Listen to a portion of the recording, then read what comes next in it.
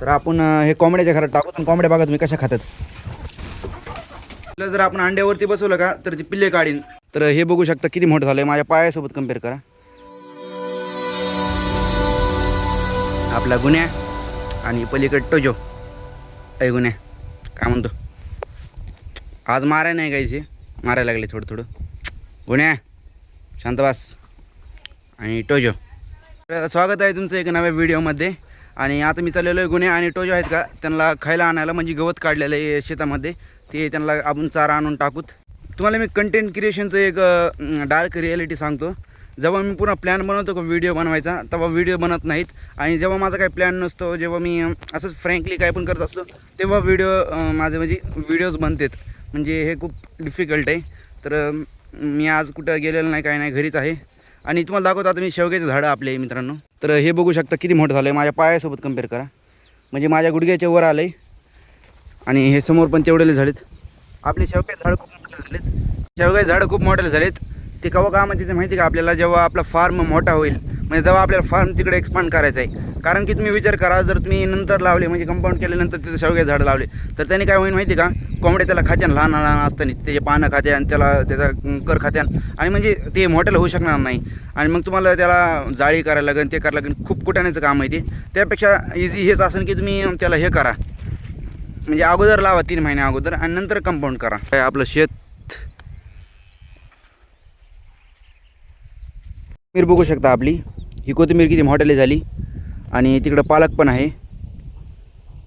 तर आपलं माळव आहे का ते चांगलं आलं आहे, म्हणजे सगळं झालं आहे. पण पाऊस याय नाही. पावसाने अचानकच धोका दिला आहे. पाऊस याय नाही. किती दिवस झालं, 8-10 दिवस झालं, थोडासुद्धा पाऊस नाही आहे. आणि मला बघू शकता तुम्ही इथं काय सापडलं आहे, हे शेंगा, काय म्हणते त्याला, मुगाच्या शेंगा. तर मुगाच्या शेंगा आलेल्या आहेत गाईज मुगाच्या झाडांना. तर कापसासोबत अरे यार, ह्याच्यावर लाल मुंग्यात पुन्हा मला चावायला लागलेत. ते डेंजर मुंग्या, डेंजर चावली मला ती. तर या शेंगा घ्यायचं मला हे फळ भेटलं आहे की मला मुंग्या खूप जास्त चावल्यात, डेंजर चावल्यात.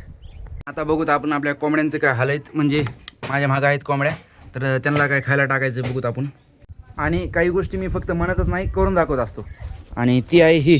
तर ह्यामध्ये आहे आपलं गोबी नसते, गोबी, त्याचं पाला आहे, त्याचा पालावरचा. तर आपण हे कोंबड्याच्या घरात टाकू आणि कोंबड्या बघा तुम्ही कशा खातात.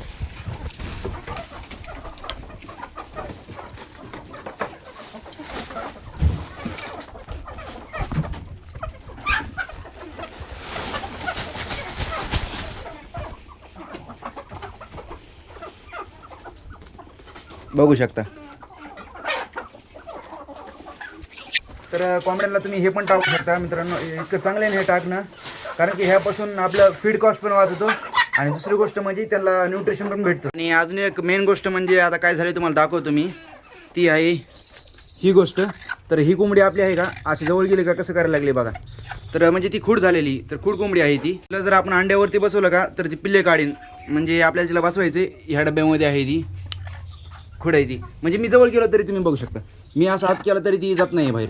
आणि जर अंड्यावरती बसलेली असली कोंबडी, म्हणजे नॉर्मल कोंबडी असली का जी लगेच उडून जाते. तर मी तुम्हाला एक नॉर्मल कोंबडी दाखवतो, जी नॉर्मल कोंबडी कशी उडून जाते बघा तुम्ही. इथं आपल्याला 3 अंडे दिसलेले आहेत. तर आपण तिकडं बघू आता काय अंडे आहेत का असतील, आणि खुडकोंबडी खाली काय असतील अंडे. तर ह्यामध्ये आहेत 2, आणि ते खाली काय असतील, म्हणजे 5-6 अंडे निघलेले आहेत आज आपले.